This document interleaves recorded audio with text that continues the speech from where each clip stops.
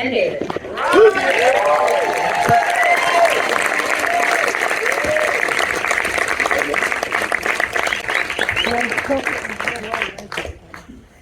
Hi everyone, this is incredibly overwhelming to see this many people who said yes and actually came.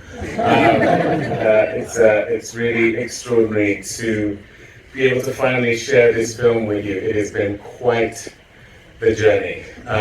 We filmed this a few years ago, and the film endured a company that went bankrupt, another company that became defunct, but we just kept on believing in what it is we set out to do. And it led us reluctantly to a situation and a circumstance whereby we decided through our own streaming platform to distribute the film.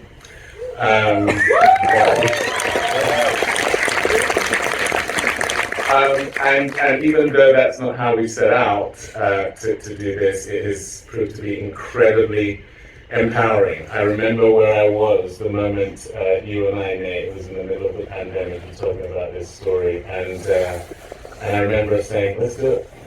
And it was at a time where it was impossible to make a movie,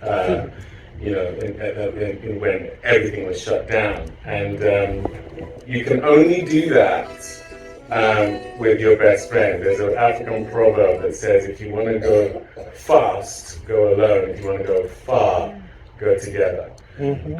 And that's what this relationship with this man has taught me in terms of what we've built and where we are today with this film. So thank you so much for being here to share in the culmination of this particular chapter in our journey. I'm so proud of it and so proud of him. And with that, I will hand you over to him.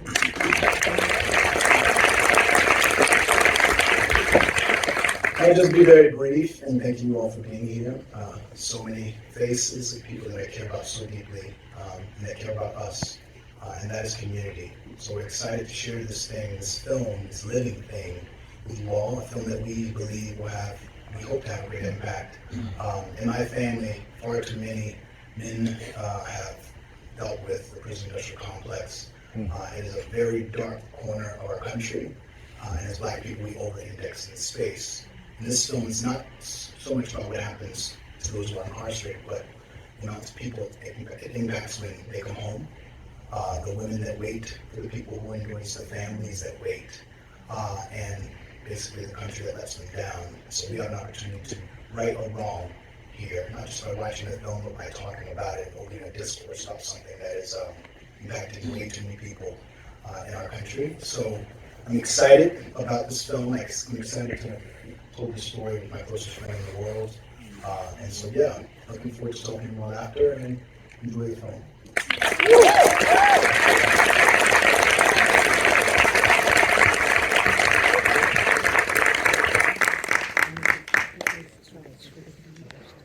Hello, everybody.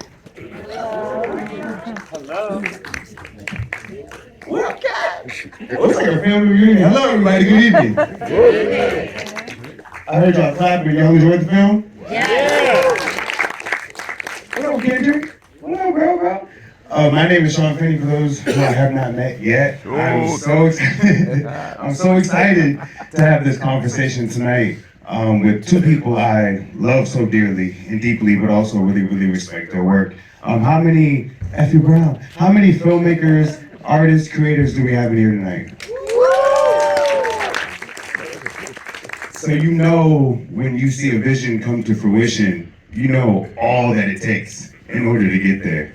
And when we introduce our lovely panelists tonight, I would just love for us to give them a little piece of that energy, because we know what it's like to go into these meetings, pitch these films, raise the money for these films, shoot these films, edit these films for us to digest. And so let's just make some noise again for the new one.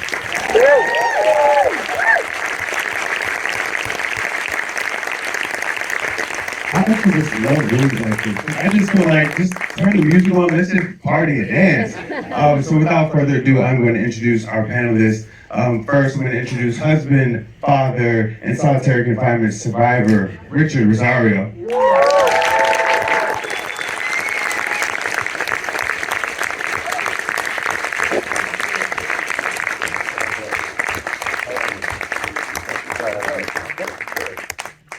introduce my brother, Mr. Nate Parker, writer, director.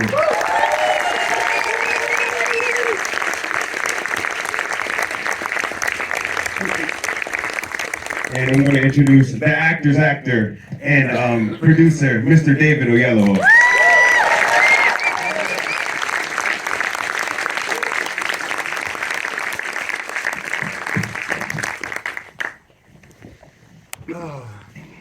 Okay, we're going to get into all the things, but first I just want to say I've seen the film a few different times, different cuts, and in addition to all of the edits that I know you all are constantly making, what I personally really appreciated, because I saw the screener at home, was property of Mansa Studios. And when I say that I'm proud of you, I know I'm not alone, right? But what I am proud of is obviously the journey that you took us on, and the experience that we all experienced here, which reflects so much that I want to get into, but also all the things we don't see, all of the sacrifice required to do so. And I know you all well enough. Richard, you're new to the chat, but what I know about these two is that very rarely are they ever doing anything that just benefits them. It's largely for the collective us and we. And so I just want to say thank you to you both.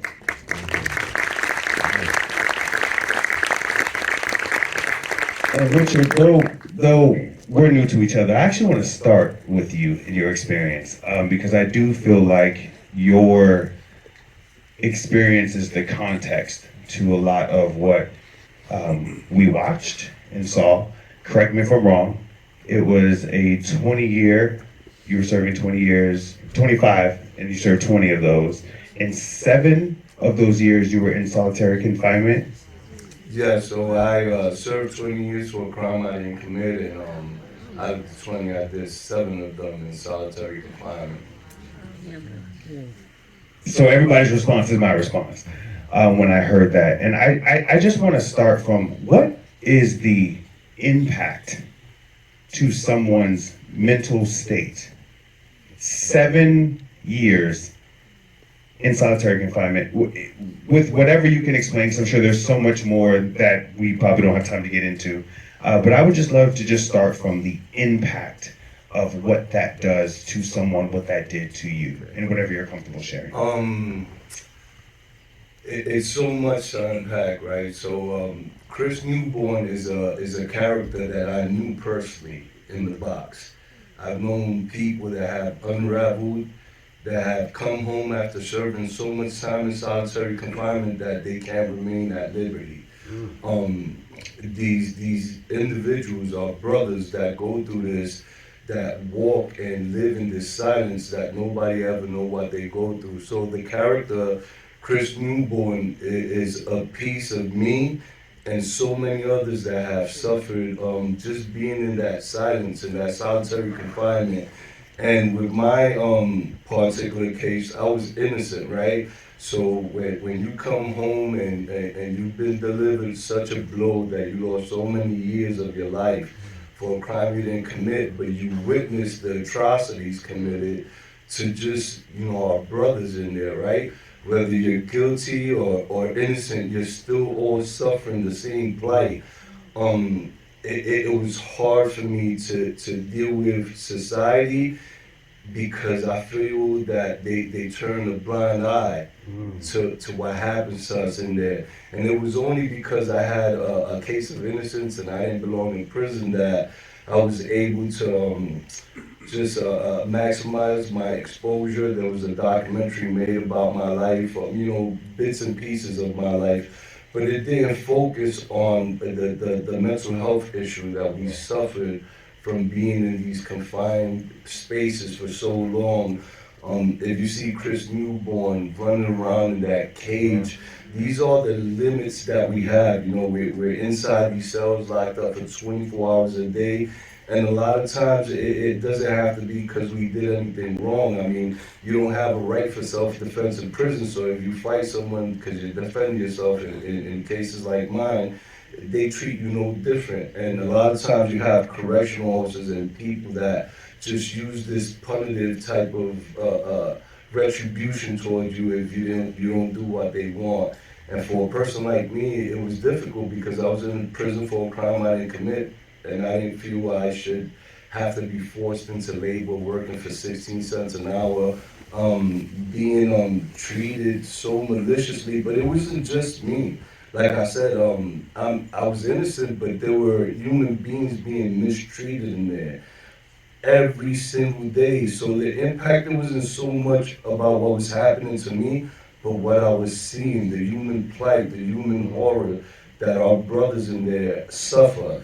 If we look at this in the context of statistics, every single day between 80 and 100,000 people sleep in solitary confinement, have to wake up to that silence, wake up to hearing people screaming, banging, getting abused. And that takes a toll on your mind after a while, and you become numb. But for me, I became mistrustful of society, people in uniform and people in power, because a lot of times we forget that these atrocities didn't just start now.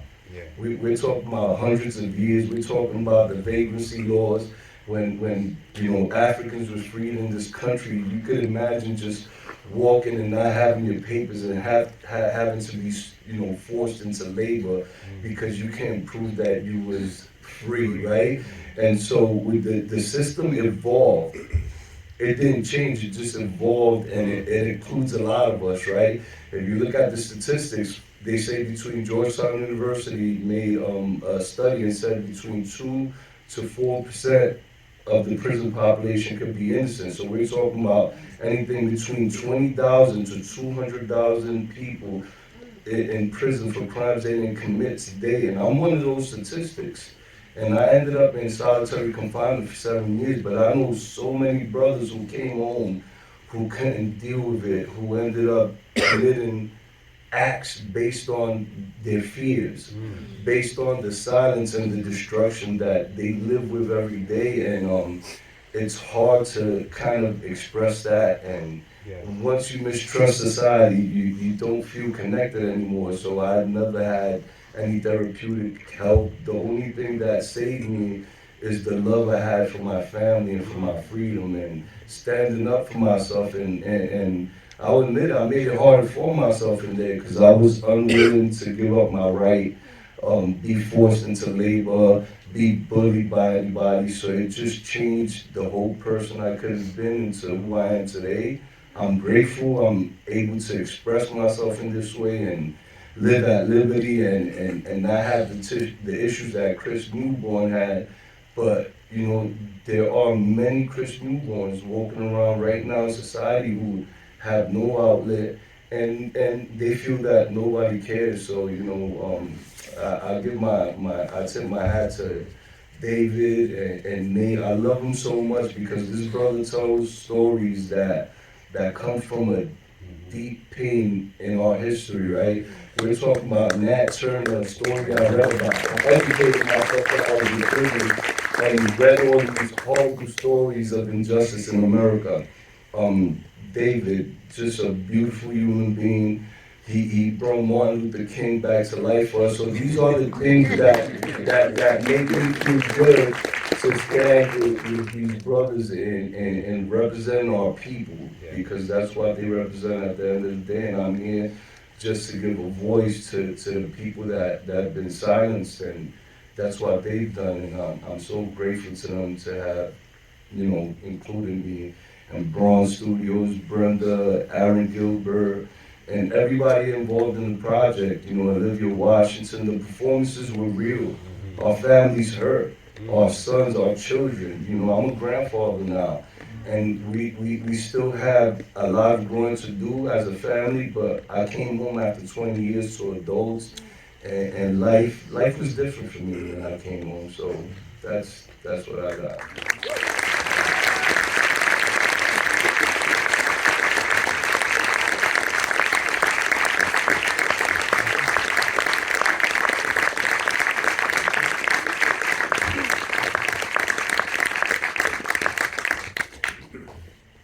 Yeah, that moved me deeply. thank you for sharing that. Thank you for sharing that so openly and so vulnerably. Nate and David, both of you are phenomenal actors and performers, and I'm curious, David from an acting standpoint, and then Nate from a directing standpoint and writing standpoint, how valuable was this kind of insight? I believe, David, you shadowed him and really was able to connect with him. How valuable was that to kind of to contextualize this story? Well, firstly, thank you all for being here. As I said earlier before the screen, it's been a long journey, so this is incredibly special to share it with people, with friends, family, and folks that we don't know. Yeah, it's been quite the journey. Unfortunately for Nate and I, we just do not choose the easy path. I don't know why we keep doing this. But, I just feel like I feel called, and why Nate is my best friend and why we have so much in common is that for us, what we do feels like a calling. And our job at the end of the day is to hold a mirror up to humanity. To keep us accountable to both our beauty and our brutality. And when Nate talked to me about family members and friends he had seen endure this, it was a revelation to me. I did not have this knowledge. I did not know that 80,000 people on any given day were in solitary confinement in America, a country that calls itself the height of civilization. Practicing something so deeply medieval, especially when you think about the fact that some of these people are innocent. Richard was so generous to talk to me about this, and I could relate to the character that Nate had written because I am a father, I am a husband, I am someone who has a deep love for his brothers. I have 2 brothers, so I could connect to that. But I've got to be honest with you, getting my head around the effects of solitary confinement. I mean, for a day, just picture it, for a day, being locked up in a 10-by-8 cell, not able to sleep because the lights are on the entire time. So much mental illness around you, so therefore people are screaming constantly. And you have prison guards who are the ones who meted out this punishment, and they are vindictive. So it is punitive to the core. Imagine that for a day. Studies have shown that after 13 days, you're never the same again, which is why NATO has deemed it torture after 13 days. So to talk to someone who had endured it for 7 years, every time I spoke to Richard, I was awestruck by the fact that he could string sentences together, by the fact that he could articulate what he had been through, the fact that he was generous enough to talk to me about going back home to Minerva, his wife, and his kids. I was in awe of the fact that Minerva stuck with him for 20 years. And that is what he says was the light and the hope that kept him going in order to get back. And so we just kept on talking and talking and talking and talking. And in all honesty, what gave me the capacity to try and step into something that paid homage to what he had been through was growing to love Richard, reading so many accounts of people who had dealt with this stuff, and to be perfectly frank, just feeling the need to be in service to what they had been through. I just prayed to God, literally, for the ability to channel some of what it must have been like. And, with the brilliant guidance of Nate, who is so close to me and so therefore can get things out of me that I didn't know were in there. I felt guided by these two. Unfortunately for me, I suffered a deep tragedy on the first day of shooting. My dad passed away on the first day of shooting. He was dealing with colon cancer, and I had said to him that I wouldn't do the movie, and he said, "You must do the movie." And so that happening at 2 a.m.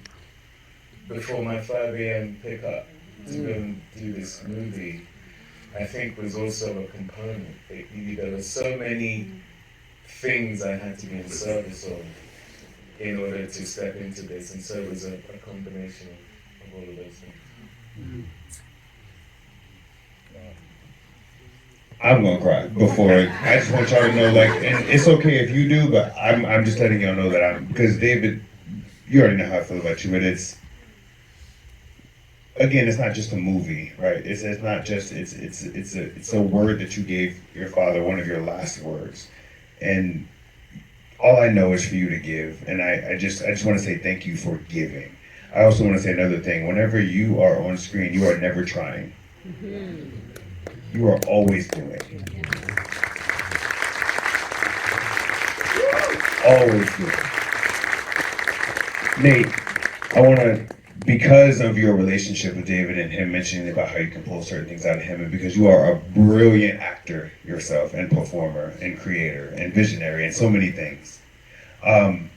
For you, how important was it for this story to be the story? Well, filmmaking and storytelling is a very interesting calling. And the way I always approach it, and this is why David and I are so close, it's really a function of who is waiting for us to tell the story.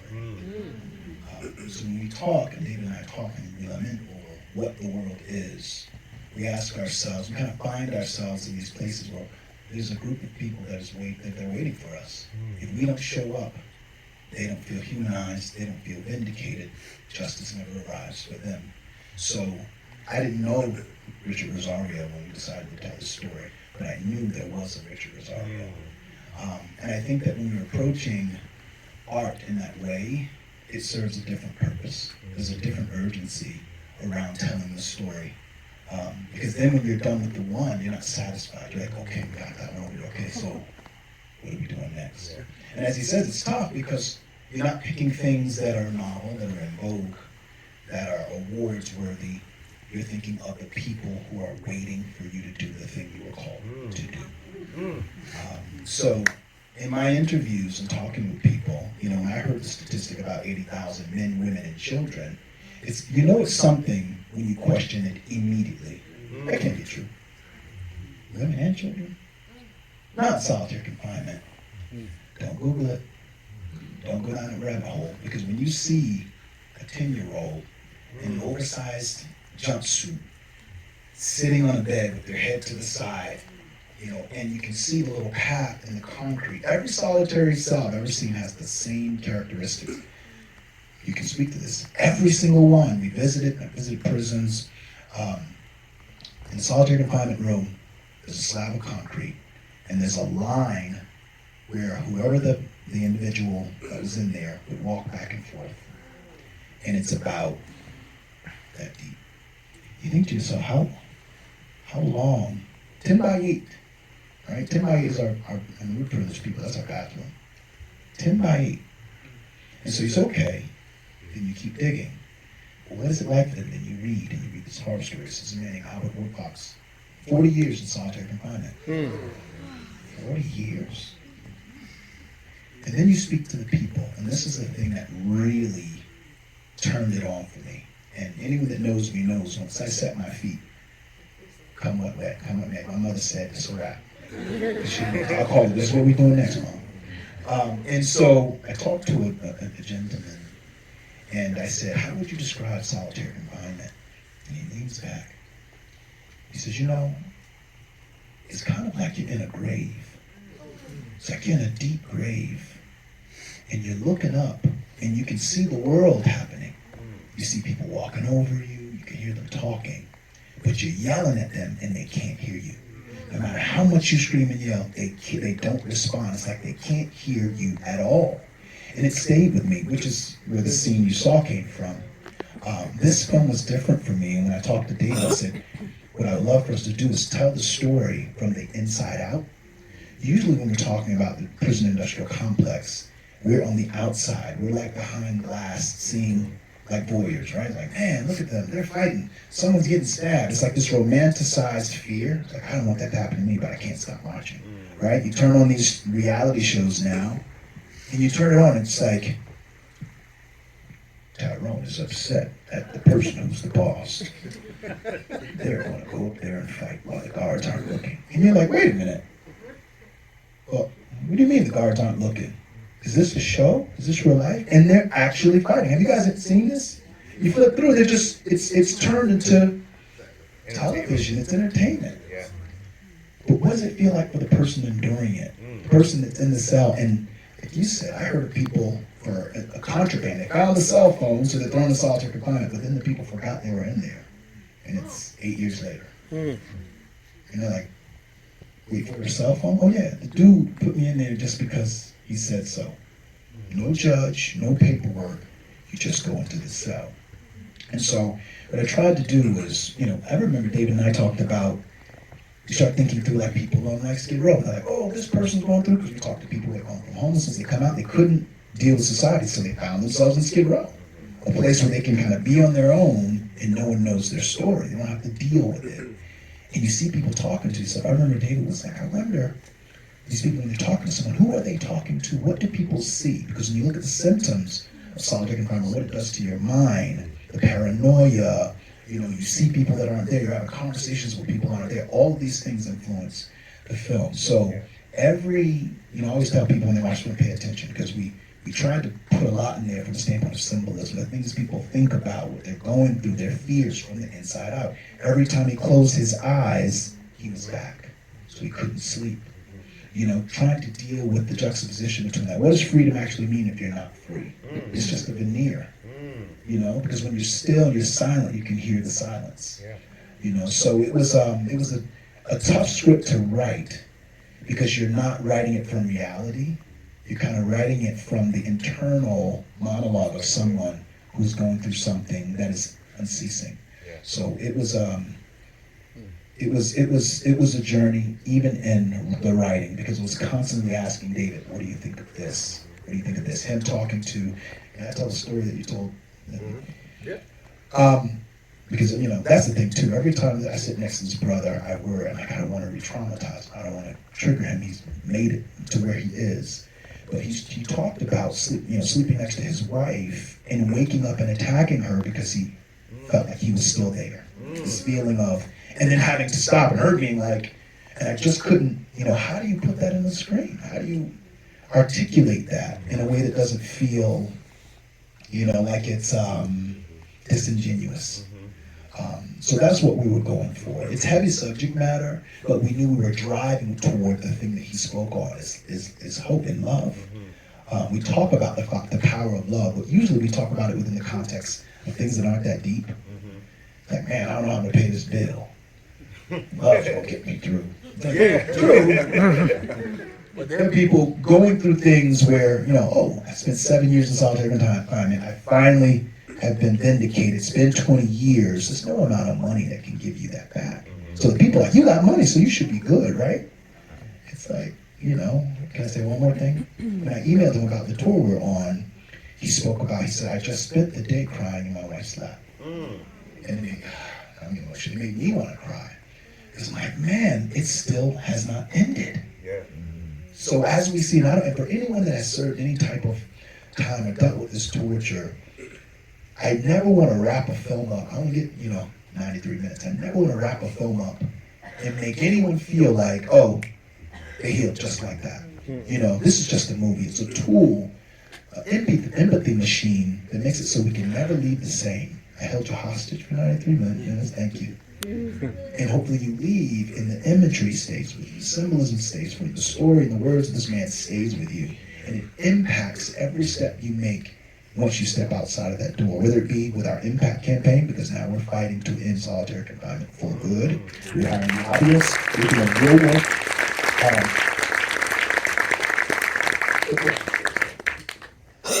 Don't you love when you go to a Q&A and people are actually talking? Because you know, sometimes you go, you're like, I don't understand anything more about this movie. So much so that they're going to tell me to rap in a few minutes, but not before I do all this. I really, really appreciate the decisions made in the film, and simple things for me that may not be so simple, but I know you both enough to know that they're very deliberate and intentional. When he is first being picked up from prison from his wife, the color is like cold. It's like a blue. I don't know if you all noticed that. And then as they start to go on their trip, it brightens up. We start to see a bit more of that. I loved that you displayed the complexity of family, because what he did for his brother, but how that impacted his self, then how that impacted his own relationship with his child, probably impacted his child speaking. And then her waiting for him, but also her holding on to who he used to be while processing who he is, and being afraid of him but still loving him. And the moments of seeing him as a father, when you see him, you know, when he's epileptic, is he? So when he first has that episode and not knowing what to do because he hasn't really been there, but then also seeing him play with him once they got to the destination, and he has them. I don't know what that's called. Wheelbarrow. Why don't I know what that is? let's edit that out. I do know what a wheelbarrow is. I went to school, but you know, you see the complexity, and we've said it a few times here. Humanity. I think sometimes when certain things and certain situations happen, or even sometimes when we're in our cars. I remember being in Los Angeles here first, and living in my car, but seeing someone at the stoplight ask me for money, and so we just assume if you're in your car, you're good, you know. And so all of these kind of things that we do as humans, that we classify or quantify individuals, and I just love that you all took us on a journey of humanity. I'm going to wrap, I promise. I saw you over there doing that. My last thing that I do want to say, because I do think I think it's really important, you know, when we talk to artists and creatives, that like we don't spend a lot of time talking about business and what it requires. We just make it seem like, oh, you just put this little film up here. And I want to spend just a little time, if we can, on Mansa Studios, because again, outside of seeing the film again, me seeing property of it, I got a little teary-eyed, I'm gonna be honest, because I know what it takes and I don't know what it takes at the same time. And when we talk about the space that we're in, not necessarily politically, just where we are in the world and where we still have been, Richard, as you mentioned about like for hundreds of years, it's just different ways. How important is ownership, IP? You all are distributing this in partnership with AMC. They're distributing this in partnership with AMC. Oh, okay. I just want to make sure I heard. And so I would just love to talk about kind of like the stories that Mansa wants to tell, and also the opportunity that there is as a studio to tell our own stories and ownership and IP. Well, to do it as quickly as I can, because it is getting late. Yeah, Mansa was born out of necessity. You know, Nate had made films, I had made films, as we have, you know, expressed here. The things we make mean a lot to us. And it's incredibly counterintuitive. Our business is upside down. It's back to front, it's broken. And it has been for a long time. But I think that that is coming to a froth. It's coming to the apex of that. Imagine raising your child lovingly, and on the precipice of them graduating, you hand your child over to someone who doesn't share your values, doesn't really care anywhere near as much about your child as you do, and is going to exploit your child, and expect you to be grateful for that, whilst telling you good luck with the next one, and I will not invest, or I might. That is what we do as independent filmmakers. We literally spend years making things that are deeply meaningful to us, and then we hand them over to people who just don't care anywhere as much as we do. Also, we have one child. That child gets put into a pot of 20 children and then is sort of mixed around, and depending what's happening in award season or which date we decide to roll that child out into the world, that is all what the life cycle of that child is dependent on. And when that child goes on to be successful, the only person who is the beneficiary, truly, of that child's success is the person who came in at the last minute. Are you out of your mind? Well, clearly you all are, because we do it all day, every day. That is our business. And we get distracted, and this is controversial what I'm about to say, but I'm going to say it anyway.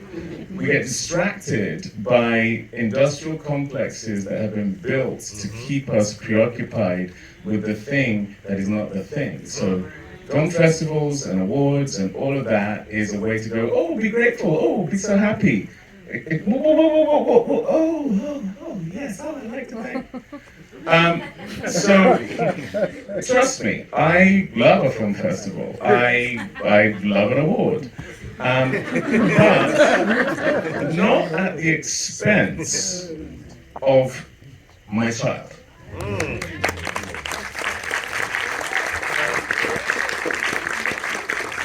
And so we did this enough with things that we love. And we just thought, this is maddening. What are we going to do about it?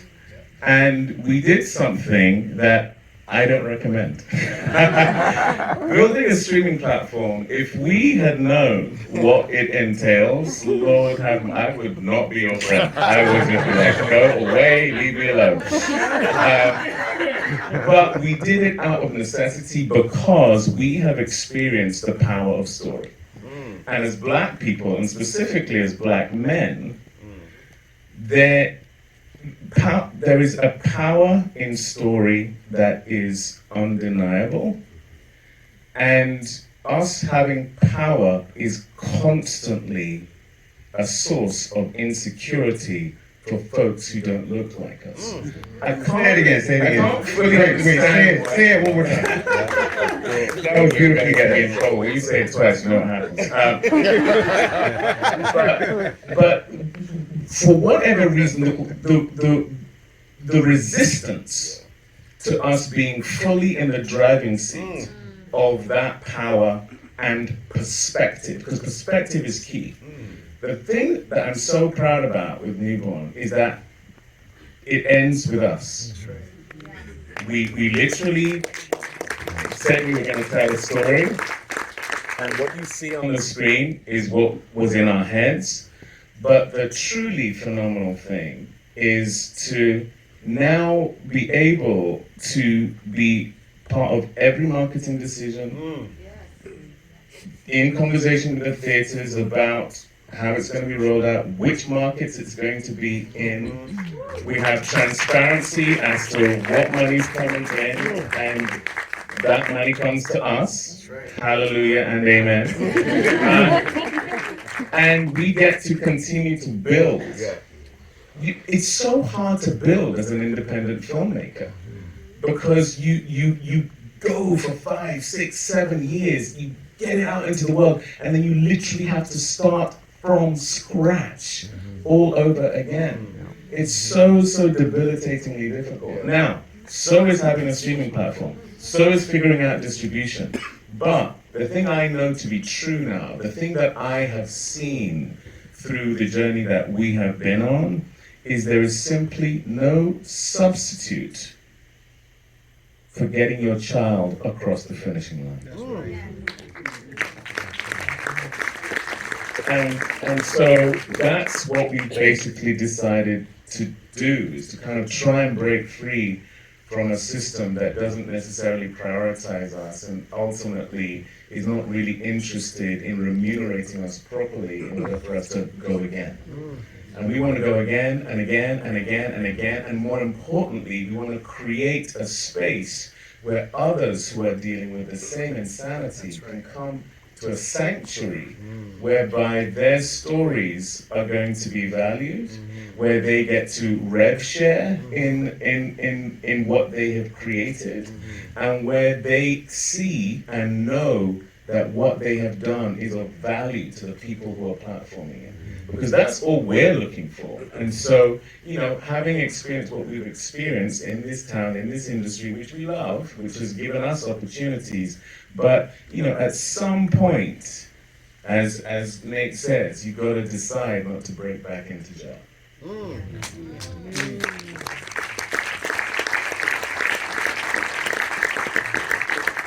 You're gonna come here if I ask one more question. But I just wanted to say thank you all for all the things we don't know. Thank you for your story, for sharing it so vulnerably, so open, because to leverage that kind of pain for other people to have a moment to just experience what they feel like you might have experienced is a powerful message to have. Well, I've been inspired by Nate, by Braun Studio, and people that have guided me. I've been filming my life for 10 years. We did a production. Now I'm looking for an editor, and hopefully It might be in this room. Hollywood, Richard. Wow. Mansa. You've been here a day, Richard. He's got hungry. He's preaching.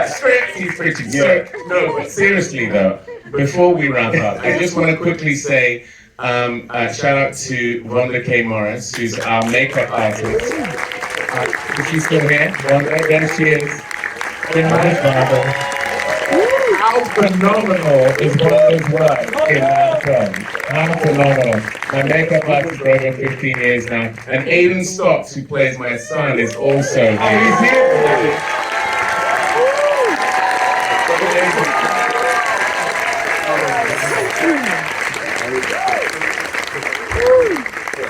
And Terrell, who played the older version, is also here. Is he still here? There he is. There he is.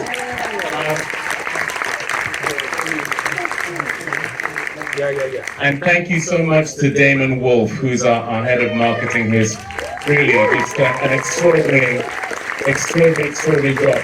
But before we go, I do want to give Richard the last word, because, you know, we made a movie, we told a story. Without him, there is no way I would have got anywhere near the truth. And so for you, Richard, and sorry to jump into this real quick, you know, given that we're here having just told this story, but for you, what is it that you feel? Because you felt silence for so long, you have felt alone for so long. Here you are in community. I just want to give you the last word in terms of what your hopes are, given that a film like this is about to be in the world, and given everything that you have seen in your experience. That we just get back to loving each other as a people, and protecting each other in society, and just not acting like this is not happening just because you don't see it every day. You know, we have to start getting back to loving our neighbor, loving our, you know, each other in this country, and protecting each other from these type of atrocities. And that's what I really want for everybody to understand, that a little love gets you a long way in life, and I'm here because of the grace of God and because of that love. I was in the first person wrongfully convicted in this world. We all know Jesus Christ was found guilty of a crime he didn't commit. He was crucified, and the biggest sacrifice he made it out of love for the world and the people. So that's all I need to say.